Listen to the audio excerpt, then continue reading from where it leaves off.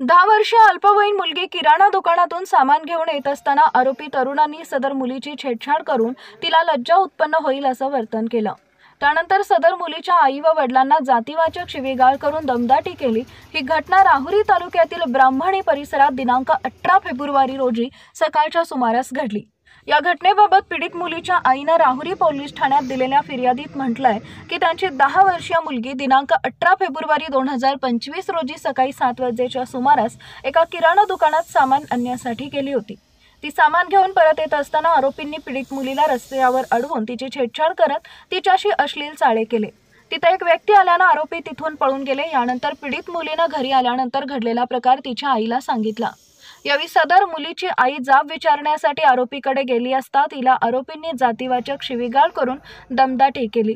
घटनेनंतर पीडित मुलीच्या आईने राहुरी पोलीस ठाण्यात धाव घेऊन फिर्याद दाखल केली। त्या फिर्यादीवरून आरोपी गणेश प्रमोद विश्वास, बुट्या प्रमोद विश्वास, मीराबाई शिवाजी हरेल, नंदा प्रमोद विश्वास, उज्ज्वला नवनाथ दंडवते या 5 जणांवर गुन्हा रजिस्टर नंबर 126/2025 भारतीय न्याय संहिता कलम 74, 189, 2, 190, 191, 2 बालकांचे लैंगिक अपराधांपासून संरक्षक अधिनियम कलम 8(12) तसेच अनुसूचित जाती व अनुसूचित जमाती अत्याचार प्रतिबंधक अधिनियम 31R, 31S, 31W, 311 प्रमाणे पोस्को तसेच अॅट्रॉसिटीचा गुन्हा दाखल करण्यात आलेला आहे।